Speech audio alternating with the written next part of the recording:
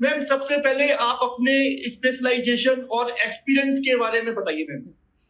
अभी पढ़ाई तो मैं ज्योतिष की 27 साल से भी ज़्यादा सालों से कर रही हूँ, पर इस प्रोफ़ेशनल फ़ील्ड में मैं 15 सालों से भी ज़्यादा हूँ। पढ़ाई के फ़ील्ड में मैं 5 सालों से ज़्यादा हूँ कि ज्योतिष की क्लासेस में लेती हूँ। लाल किताब में मेरा नाम अ, आपने जैसे बोला कि बहुत प्रसिद्ध है। मेरे स्टूडेंट्स भारत में हर जगह पे है। मेडिकल एस्ट्रोलॉजी में मैंने पीएचडी किया है। बहुत सारे पेशेंट्स को मेरे जो प्रेडिक्शंस है उससे मदद मिली है। लाल किताब के उपायों से मदद मिली है। मैं पारंपरिक ज्योतिष कृष्णमूर्ति पद्धति का भी प्रैक्टिस करती हूँ। न्यूमरोलॉजी और वास्तु में भी मैं हूँ। देसी जो क्लाइंट्स है और इंटरनेशनल क्लाइंट्स, स्टूडेंट्स, डॉक्टर्स, बहुत सारे बिजनेसमैन, पॉलिटिशियंस, इन सबको मैं हेल्प करने की कोशिश कर रही हूँ।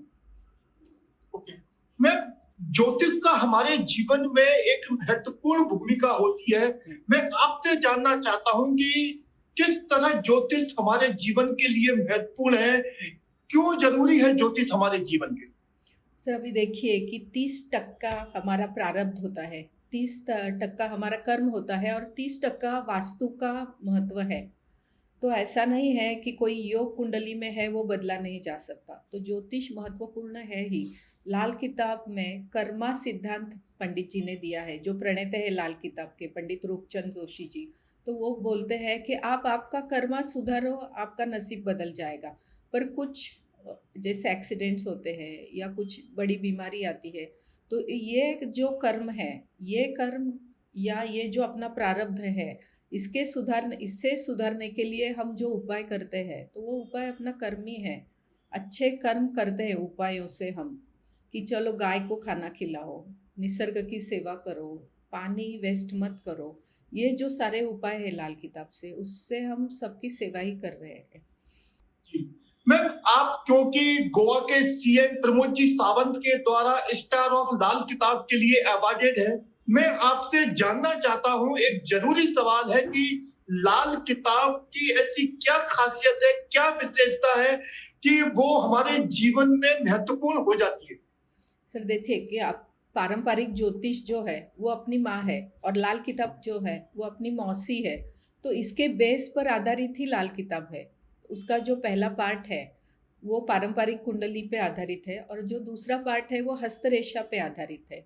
और उसके आधार पर उपाय दिए गए हैं। उपाय भी बहुत सीधे साधे होते हैं, कि जैसे कि पशु पक्षियों की सेवा करें, निसर्ग की सेवा करें, अपने माता पिता का, बुजुर्गों का आशीर्वाद ले, अपना जो स्टाफ है, गोर गरीब जनता है, उनकी सेवा करे। ऐसे ही उपाय लाल किताब में दिए गए हैं, और मुझे लगता है कि उसी वजह से मैं जो लाल किताब, मैं खुद को जो लाल किताबी कहती हूँ, या मुझे बहुत आकर्षण है लाल किताब का, तो उसका कारण भी वही है। एक दूसरे के लिए सद्भावना रखी जाए, जेलसी मत रखना, यही बातें लाल किताब में पंडित जी ने लिखी है।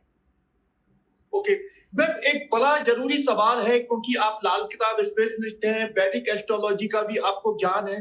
क्या लगता है आपको, क्या बड़ा अंतर है? जैसे आपने कहा कि दोनों एक दूसरे से जुड़े हुए हैं, तो आप अपने आपके अकॉर्डिंग दोनों में क्या बड़ा अंतर है? सर देखिए कि पारंपरिक ज्योतिष में हर्षल, नेपच्यून, प्लूटो ग्रहों को भी कंसिडर किया जाता है, पर लाल किताब में ये 3 ग्रहों को कंसिडर नहीं किया जाता। सिर्फ अपने कुंडली के जो 12 घर है, जो 12 ग्रह है, 9 ग्रह है, 12 घर है, और उनका जो एक दूसरे के साथ मेल है, उनकी दृष्टि है, युति है, इन्हीं का संबंध हम कंसिडर लाल किताब में करते हैं। उसी के बेस्ड उपाय देते हैं।